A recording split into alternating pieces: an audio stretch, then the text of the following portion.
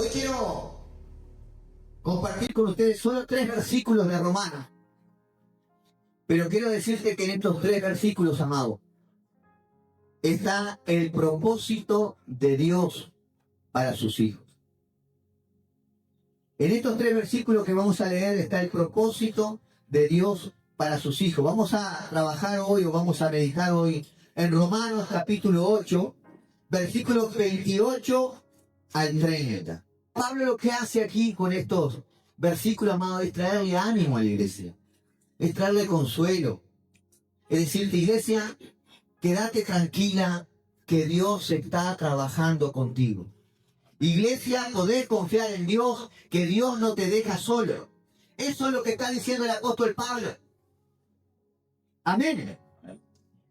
Entonces, amado, cuando hay muchas dudas, cuando hay muchas situaciones en la vida que no sabemos cómo reaccionar, es porque nos falta un claro entendimiento de la palabra de Dios. Y voy a leer este versículo, está ahí, ¿verdad? Y yo creo que ya todos los... ¿Cuántos lo han repetido? Y sabemos que los que aman a Dios, todas las cosas, lo han dicho, ¿verdad? ¿Verdad? Está aquel hermano en una situación difícil, está pasando una escasez, está con una enfermedad, está con una situación que está fuera de su control, y nosotros le decimos, bueno, pero mirá, los que aman a Dios, todas las cosas le ayudan para bien. Y le damos ese ánimo.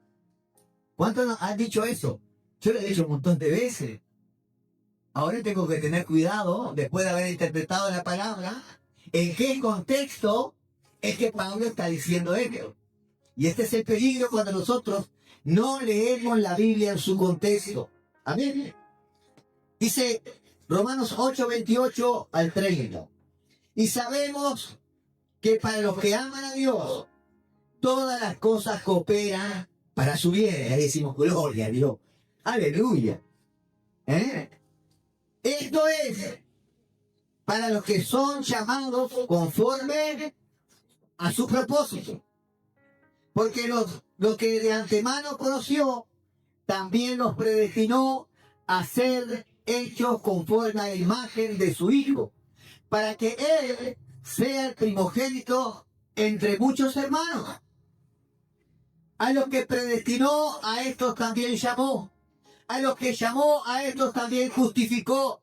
Y a los que justificó, a estos también glorificó. Este último pasaje es la llamada cadena de oro de la redención de los creyentes. Y este es el lenguaje que usan los teólogos, ¿sí? La cadena de oro a los que predestinó, a estos también llamó, a los que llamó, a estos también justificó, a los que justificó, a estos también glorificó. Tenemos 5 verbos y un solo sujeto. ¿Verdad? ¿Quién es el sujeto? Dios. Dios. ¿Cuáles son los verbos? Todas esas acciones. Amén.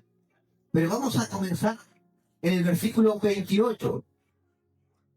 Amados, tenemos que entender el contexto en el cual llegamos a este punto.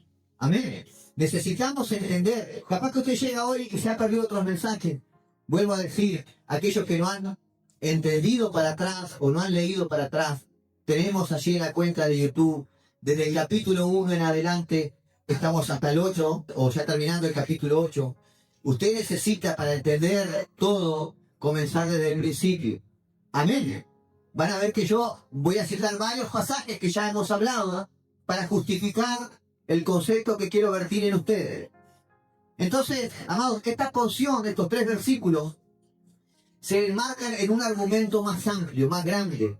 No es que yo saco estos 3 versículos y con esto puedo desarrollar todo, no. Tengo que haber entendido todo lo que Pablo viene desarrollando anteriormente. En el versículo 17 del capítulo 8, Pablo presenta a los creyentes, ¿verdad? Él le dice, bueno, ustedes comparten sufrimiento con Cristo, pero también van a compartir su gloria. Versículo 17. Pero en el versículo 18 el apóstol Pablo le dice, bueno, ustedes van a compartir esa gloria eterna y va a ser tan grande que no tiene comparación con ningún tipo de sufrimiento que ustedes puedan experimentar aquí. Por lo tanto, todo sufrimiento queda, ¿verdad?, oculto o tapado por la gloria que vamos a recibir en Cristo Jesús. Todo esto Pablo lo hace dándonos consuelo. ¿Y por qué viene ese consuelo? Versículo 19 al 21, Pablo dice que todo el orden creado, que toda la creación gime mientras espera con ansia la redención de los hijos de Dios. En el versículo 22 al 25, dice que no solo la creación, sino que también que los creyentes gimen mientras esperan con esperanza participar de esa redención cuando Cristo venga. Amén.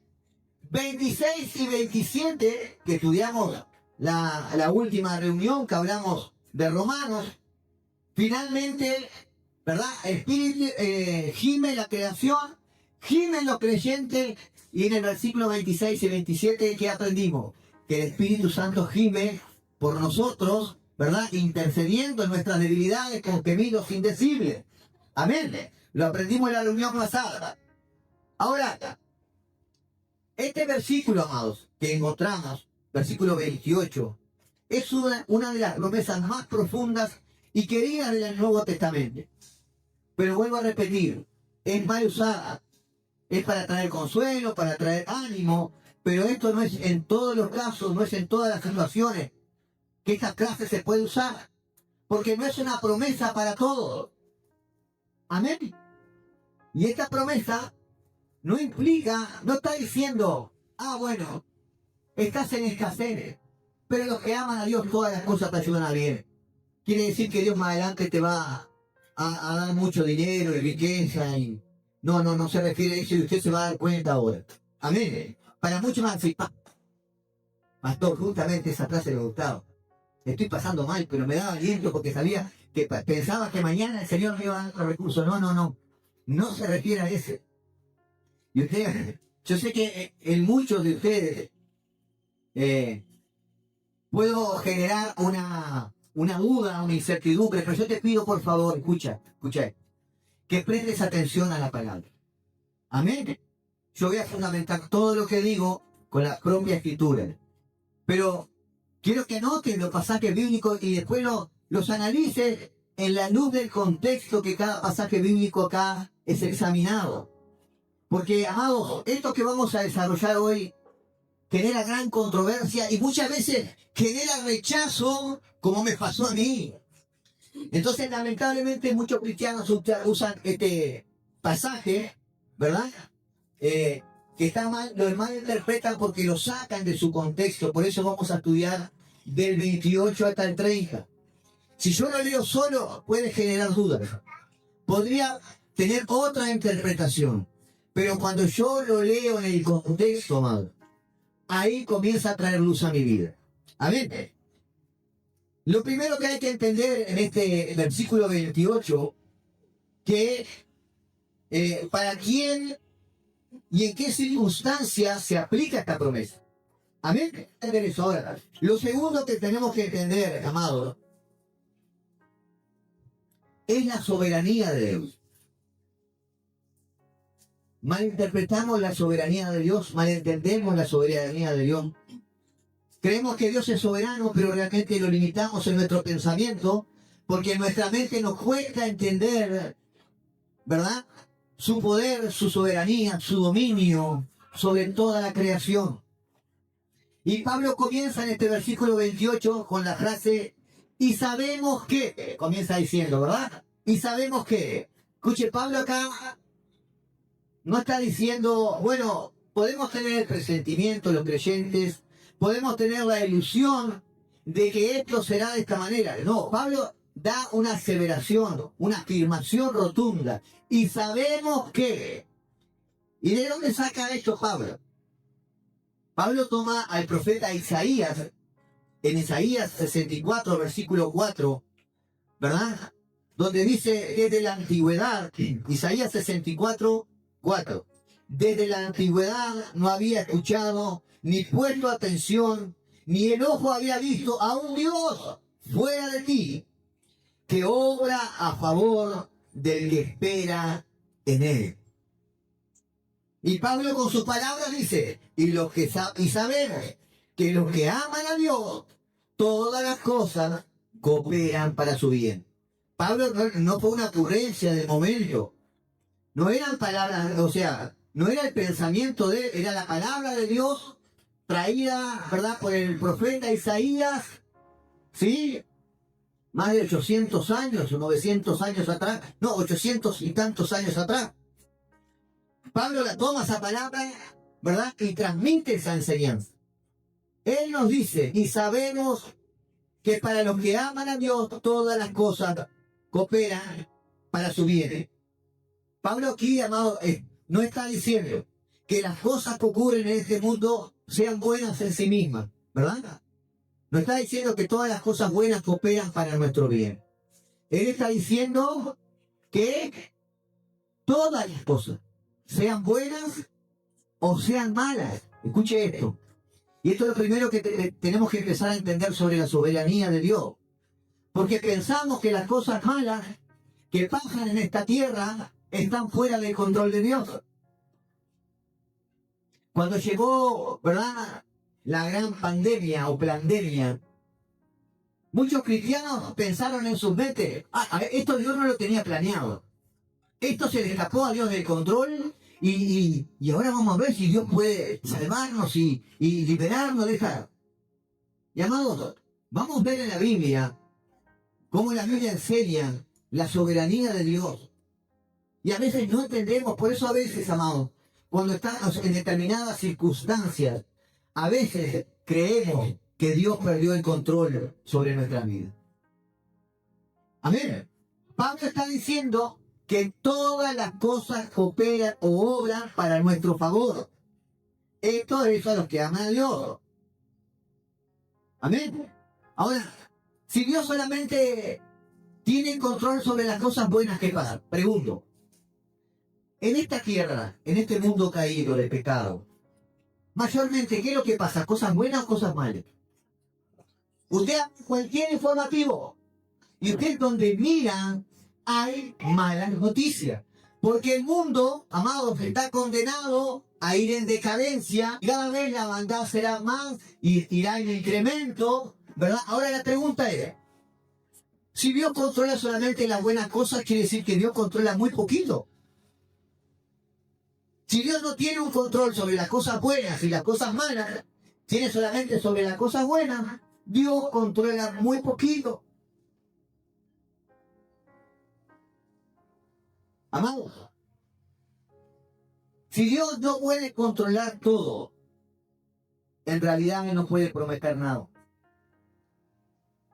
Si Dios no puede controlar todo, Él no podría decir, a los que aman a Dios, todas las cosas ayudan para bien.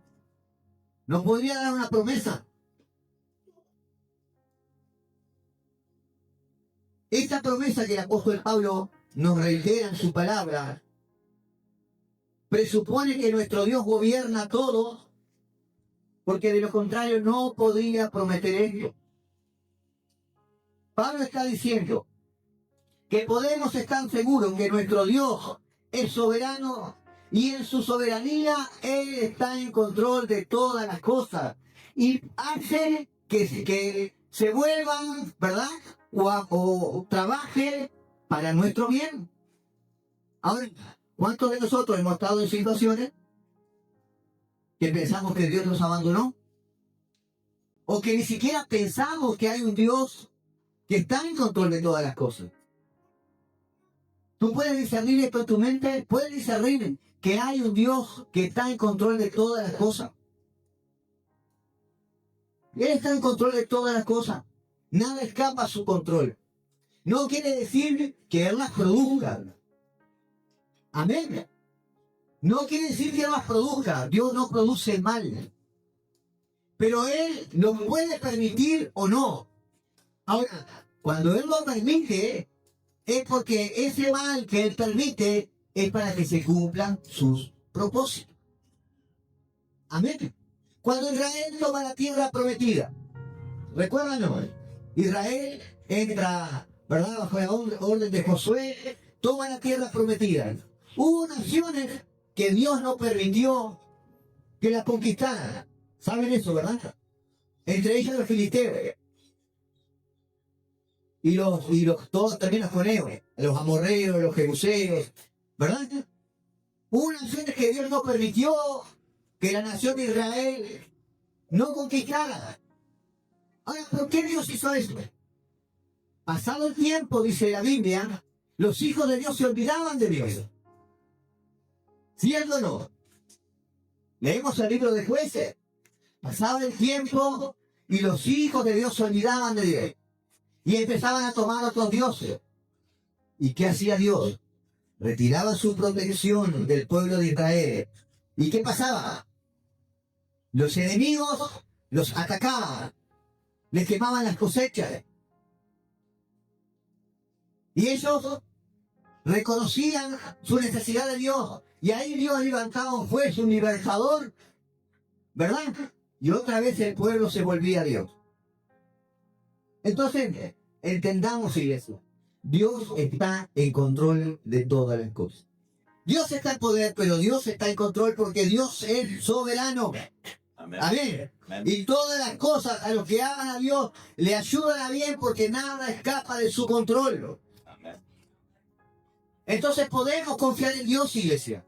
No importa la situación que estés viviendo, Dios está en control. No importa que se hable de una guerra nuclear a nivel mundial, Dios está en control. Él va a guardar a su iglesia, va a guardar a sus hijos. Todas las cosas incluyen las cosas buenas que vienen a tu vida, pero también incluyen las debilidades, los gemidos, los sufrimientos, las aflicciones, nuestro pecado y el pecado de los demás, o cualquier adversidad que podamos enfrentar.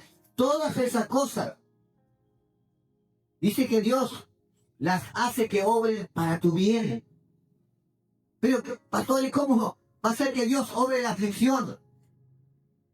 ¿Dios hace que la aflicción te acerque más a Él?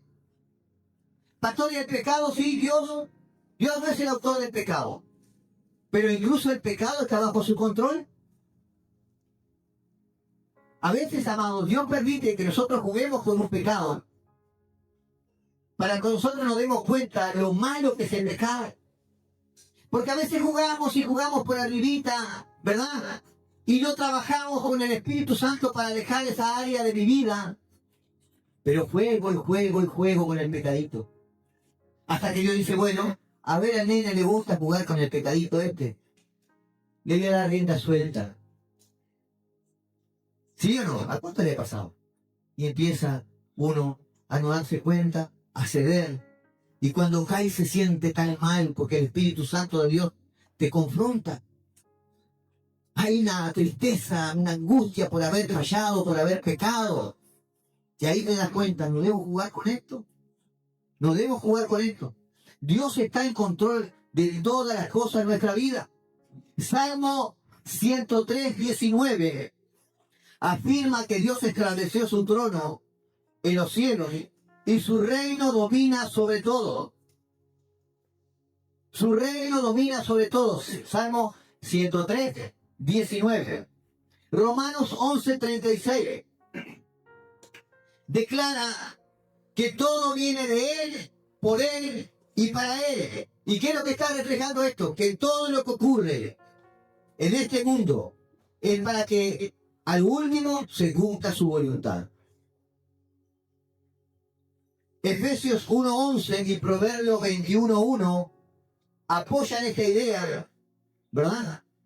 Y describe a Dios dirigiendo todas las cosas según su propósito.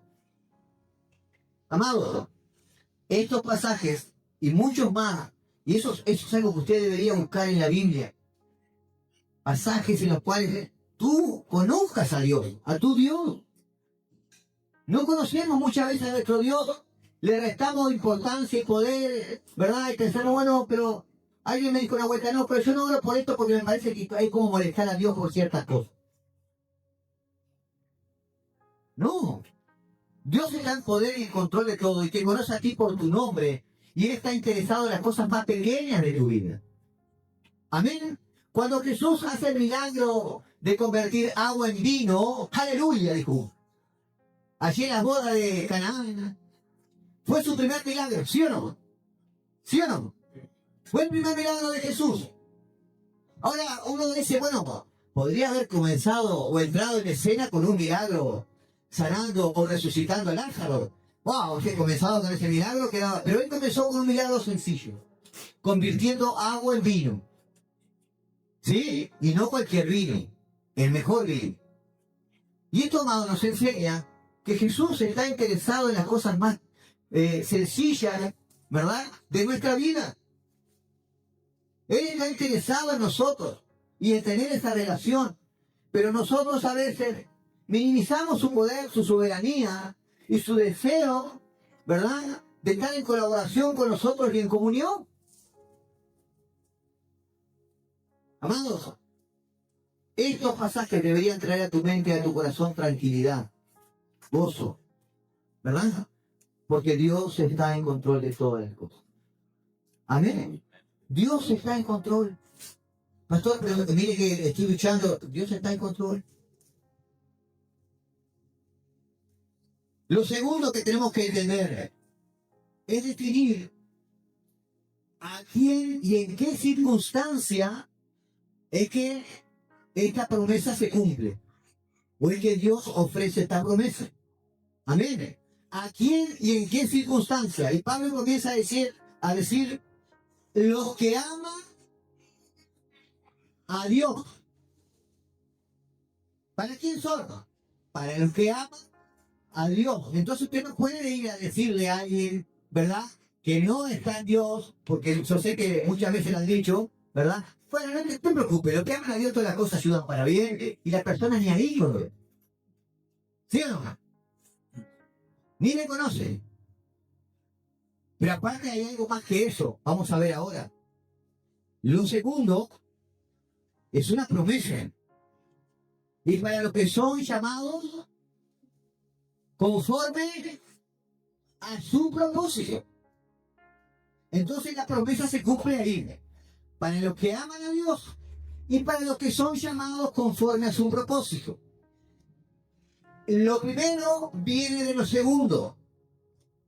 Escuche, Pablo no usa muchas veces la frase los que aman a Dios o amamos a Dios. Pablo innumerables veces habla del amor de Dios por nosotros. Pero solo en este pasaje, Romanos 28, y después en 1 Corintios capítulo 2, versículo 9, y 1 Corintios capítulo 8, versículo 13, son las únicas veces que Pablo habla de nuestro amor por Dios. Y eso se debe al contexto en el que se habla.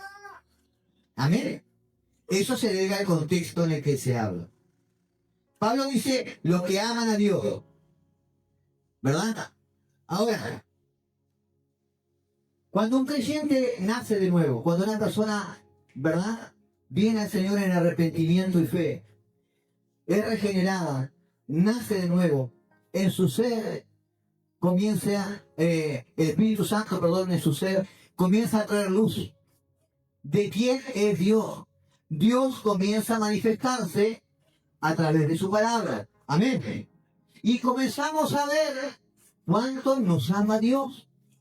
Y comenzamos a ver cuán bueno es Dios.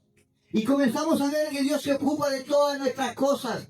Y comenzamos a entender que nada en nuestra vida ocurre por casualidad, sino que todo tiene un propósito detrás. Y comenzamos a entender que no somos personas que fuimos sueltas en este mundo o fuertes en este mundo y dejadas solas y bueno, y que se arreglen como puedan. No. Cuando entendemos a través de la iluminación del Espíritu Santo de Dios en la vida del creyente quién es Dios, comenzamos a amarlo por lo que Él es. Escuche esto, por lo que Él es. El problema es cuando yo creo que lo amo por lo que Él tiene. Estos son los que van a confrontarse con el Señor y el Señor le va a decir, apartados de mí, hacedores de maldad, nunca les conocí.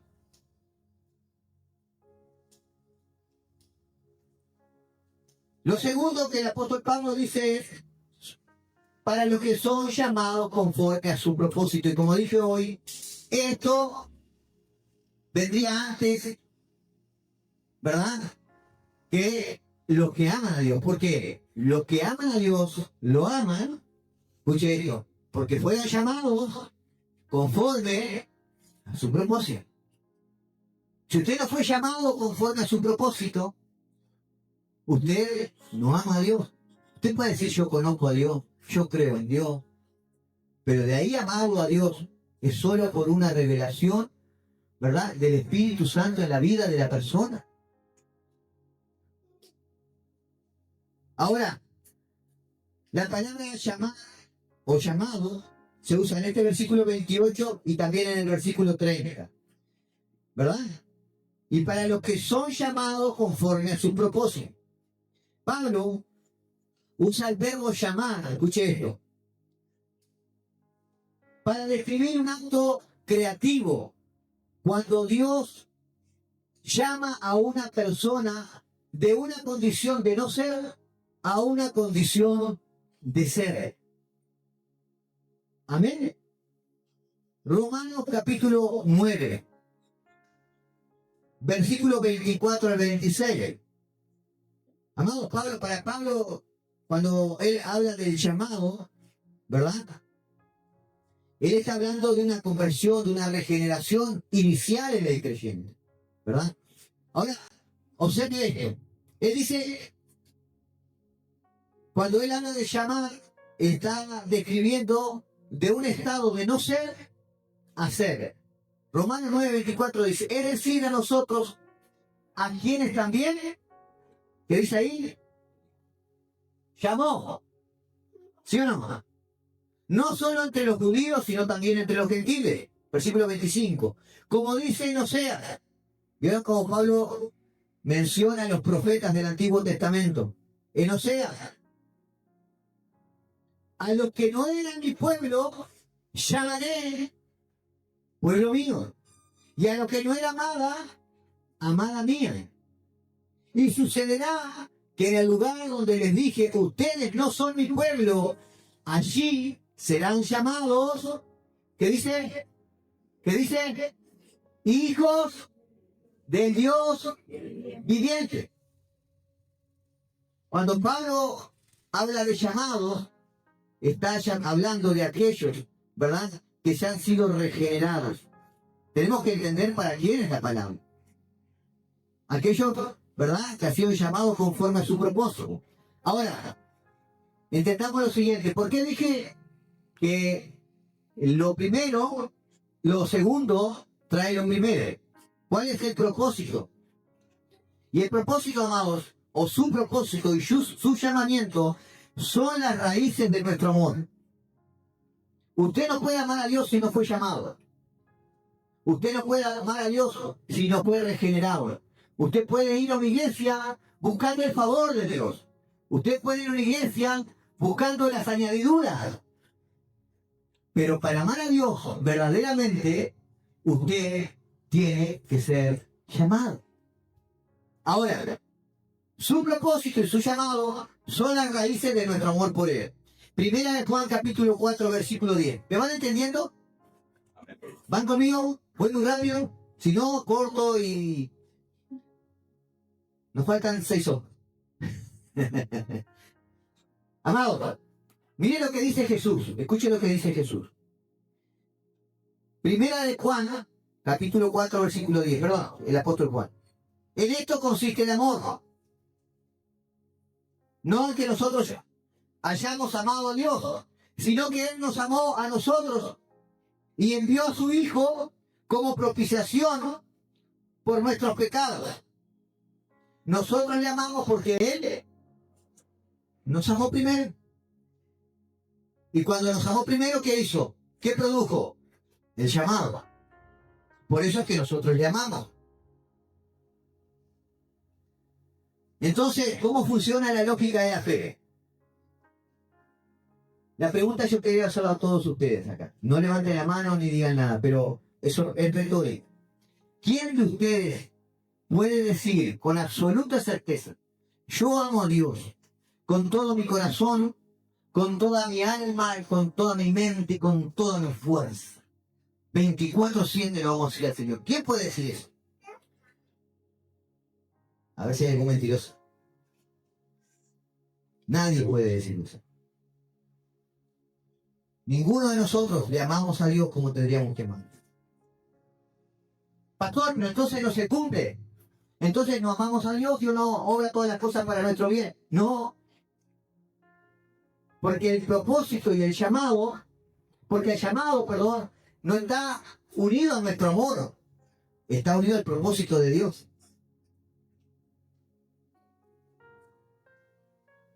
Dios llama con un propósito en mente.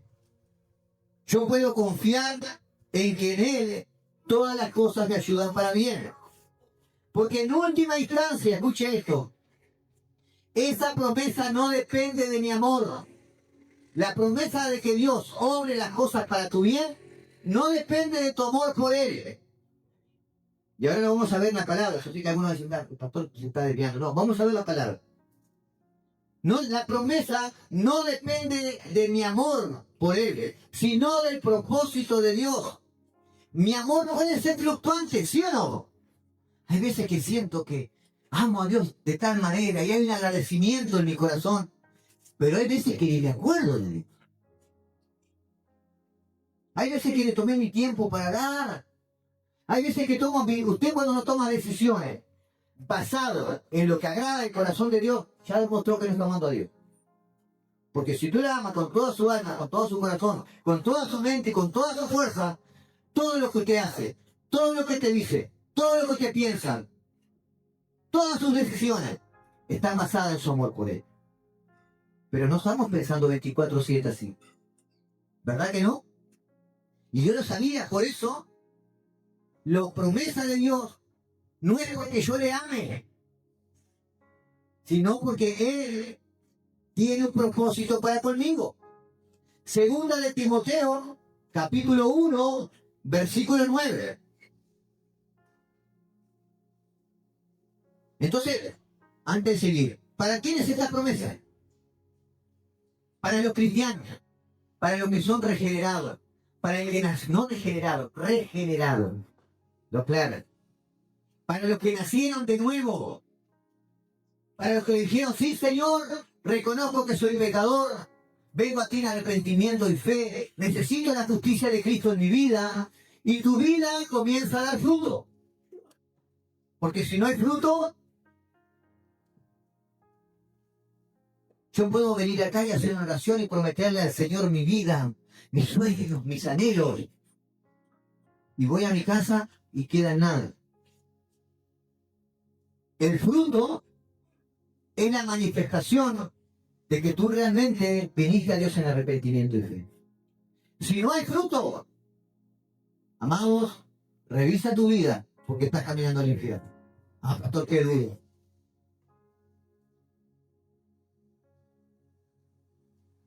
Si no hay fruto en tu vida, amado, el fruto de Cristo, el fruto del Espíritu Santo, transformándote poco a poco, quiere decir que tú realmente no has sido regenerado, no has nacido de nuevo. Sigues en tu naturaleza pecaminosa, sigues en la carne, no andas en el Espíritu. Segunda Timoteo 1:9. Él nos ha salvado y escuche esto, Él nos ha salvado y nos ha llamado con un llamamiento santo. ¿Está hablando de qué? Llamado. ¿Sí? Nos ha llamado y nos dio un llamamiento santo. No según nuestras obras. No según cuánto le amas. No según cuánto le obedeces. No según cuán perfecto eres. Porque nunca vas a ser perfecto. Hasta que seas glorificado. Hasta que Cristo venga. No según nuestras obras, sino según su propósito y según la gracia que nos fue dada en Cristo Jesús desde la eternidad. Amados, Dios fundamenta su salvación en su llamado decisivo e irrevocable para que su propósito en la elección permaneciera, no por las obras, sino por aquel que llama, lo dice la palabra. no por las obras, sino por aquel que llama.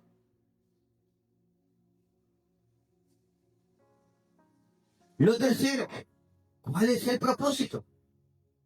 ¿Cuál es el propósito de que Dios o de que Pablo está hablando aquí? Versículo 29. Porque a los que de antemano conoció, versículo 29, estamos bien, andamos volando. Porque a los que de antemano conoció, y allí es donde hay una gran disparidad de pensamientos, porque no interpretamos ciertas palabras, ¿verdad? Él dice, porque a los que de antemano conoció, también los predestinó a ser hechos conforme a la imagen de su Hijo, para que Él sea el primogénito entre muchos hermanos. Amados, hasta aquí entendimos que Dios es soberano, que Dios gobierna todas las cosas, que no pasa nada en este mundo, ni siquiera dice la palabra, ni siquiera cae un cabello de tu cabeza sin que Él lo sepa. ¿Lo dice así o no? No cae un pelito de tu cabeza para lo que Él quiere, sin que Él no sepa. Él lo sabe todo, su omnisciencia, omnipresencia, todopoderoso, está en control de todo. Lo segundo, tenemos que entender que la promesa que Pablo habla en Romanos 28 es ¿para quién? Para los creyentes, los que han sido regenerados, los que han nacido de nuevo. Amén. Amén. Vamos, ¿estamos de acuerdo hasta acá? Anoten los pasajes bíblicos y después en su casa los examinen. Ahora, ¿cuál es el propósito según este versículo 29?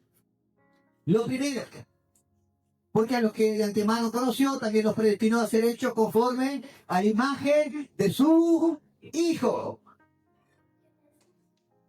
Lo leímos 1000 veces y nunca entendimos cuál era el propósito.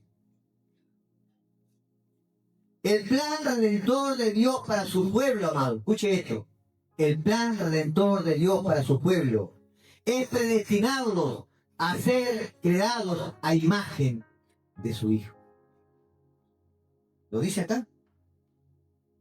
Para que sea el primogénito entre muchos hermanos. Ahora, dice que todas las cosas cooperan para bien en el versículo 28. ¿Verdad? ¿A qué se refiere? ¿Cuál es el bien?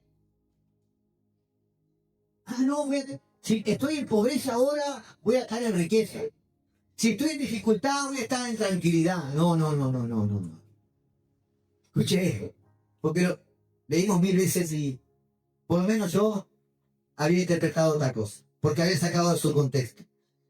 Todas las cosas cooperan para bien. Ahora, en Romanos 29 dice cuál es el bien. ¿Cuál es el bien? ¿Cuál es el propósito? ¿Por qué Dios hace que todas las cosas cooperen para ese bien? ¿Cuál es el bien que Dios está prometiendo? Que seamos hechos conforme a la imagen de su Hijo. No es riqueza. Y tú entender esto, le puede pasar a algún creyente que se desanime. Pero ¿y cómo esta situación me está ayudando para mi bien y no salgo adelante? Y estoy... No. Lo que está diciendo Dios acá, lo que está diciendo la palabra acá, es que todas las cosas nos ayudan para bien. Dios hace que todas las cosas que acontecen en nuestra vida, sean buenas o malas, nos ayudan a nuestro bien. ¿Para qué? Para que seamos conformados, para que seamos iguales en el carácter. ¿A quién? A su Hijo.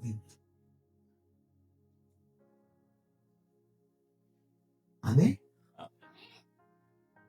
Es maravilloso esto. Dios está obrando continuamente. Es Él. Con nuestra colaboración, pero es Él. Ese es el plan redentor. Dios está conformando una familia. Escuche, Dios quiere poblar la tierra con una familia en la cual todos sean a la imagen de su Hijo. Dios tiene un molde. Es Jesús. Y en ese molde está metiendo todas las cosas buenas, malas, desastres, problemas, situaciones económicas, lucha, desánimo. Todo ahí lo está metiendo para que tu carácter se vaya conformando el carácter de Cristo. Ah, ahora entiendo por qué sigo peleando con esto. Y vas a seguir peleando hasta que tu carácter, hasta que tú entiendas qué es lo que Dios te tiene que enseñar para que tu carácter se amolde de carácter de Cristo. ¿Por qué luchamos con tantas cosas? Y cuando crees que aprendiste algo, cuando crees que eres paciente, el Señor dice, todavía te falta más. ¿Y qué hace el Señor? Te manda una situación en la cual vas a tener que aplicar paciencia. ¿Eh? Si será glorioso Jesucristo, si será perfecto en su carácter. Y Dios va moldeando nuestro carácter a través de las situaciones. Y este es el bien, dice la palabra, ser conformados a la imagen de su Hijo. Para eso hemos sido predestinados. Ahora, ¿cómo es que alguien que no ama a Dios podría ser moldeado a la imagen de Jesús? Por eso es solo para los creyentes, para los que fueron regenerados. El creyente, amado, el que fue regenerado, el que nació de nuevo, y el Espíritu Santo de Dios está trabajando en él, quiere ser como Jesús. Se refiere en su carácter, en la grandeza de su amor, su santidad.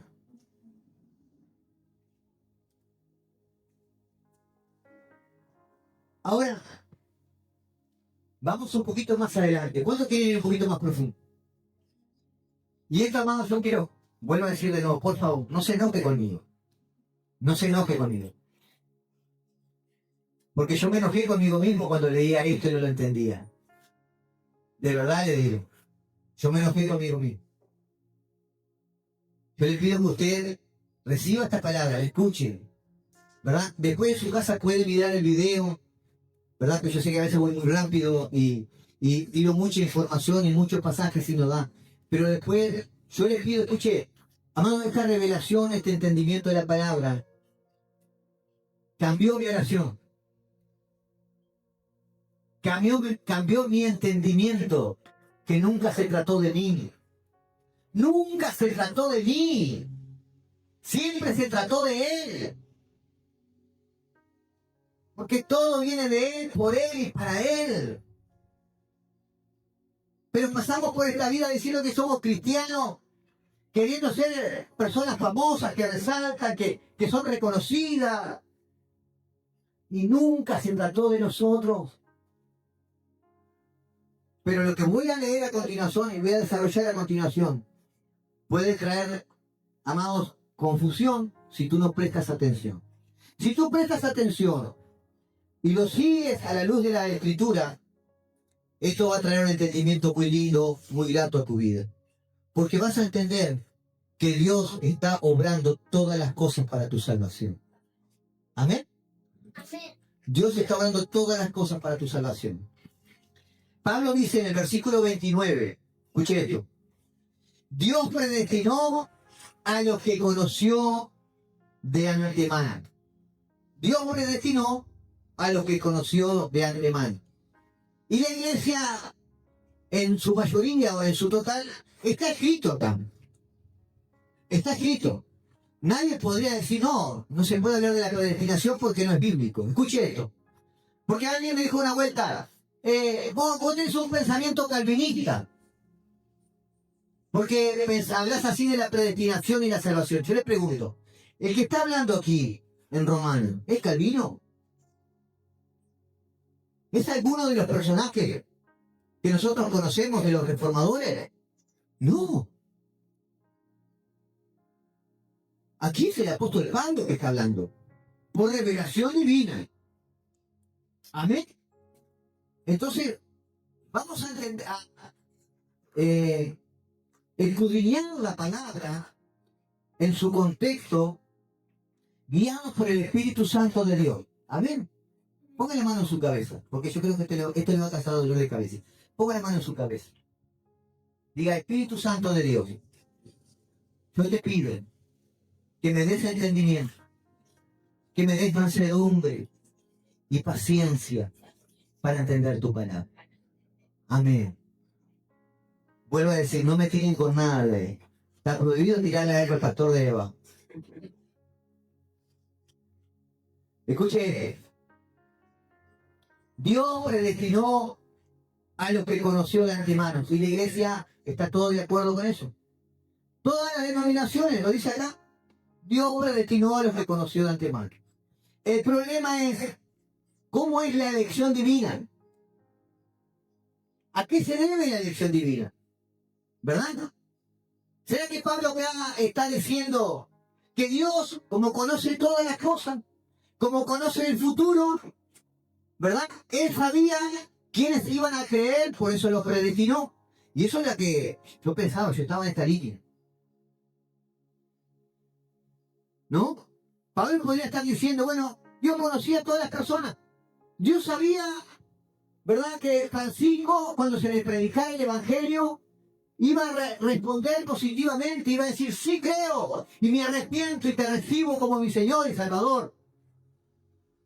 Eso es lo que nos gusta a nosotros creer. ¿Por qué? Porque nos hace partícipe. Porque podemos decir, yo acepté al Señor. Fui yo que tomé la decisión por mis propias fuerzas y mi voluntad. ¿Verdad? Yo sabía que yo lo iba a escoger a Él. Es lindo sentir eso. Es lindo pensar eso. Pero amados, lamentablemente está mal interpretado. Porque hay una palabra que está mal interpretada, que es la presencia de Dios. ¿Están conmigo o no? Ponete de pie. Gloria al Señor. Gloria al Señor.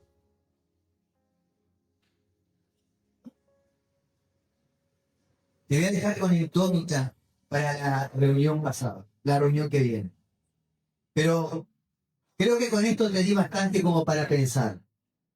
Amén. Para que lo pienses. Porque si no entendemos esto, no vamos a entender la cadena de la salvación, la cadena de la redención. Amén. Iglesia, la palabra de Dios es para que nos traiga luz a nuestra vida, no confusión. Amén. Y es para darnos ánimo. Y es para enseñarnos a Jesucristo, ¿verdad? Y lo que Él hizo por nosotros, lo que Él es. Amén.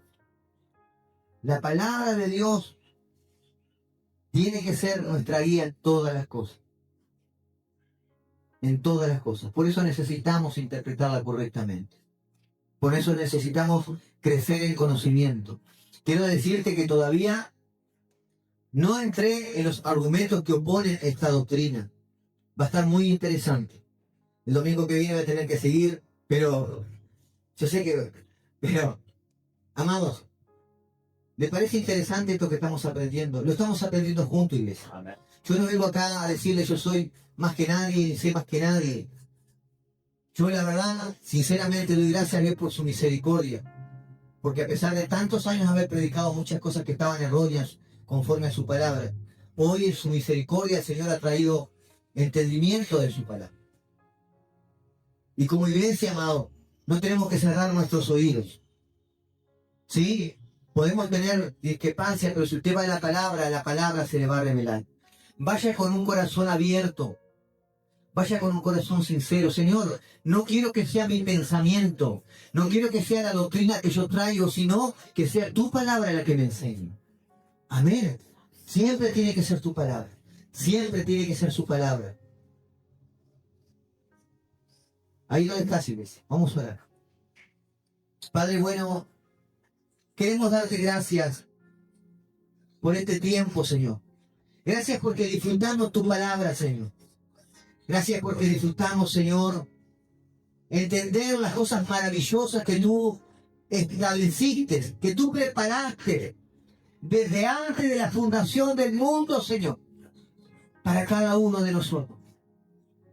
Señor, gracias porque hemos sido llamados con un propósito y ese propósito es tuyo. Y se va a cumplir porque proviene de ti. Se va a cumplir porque proviene de ti, Señor.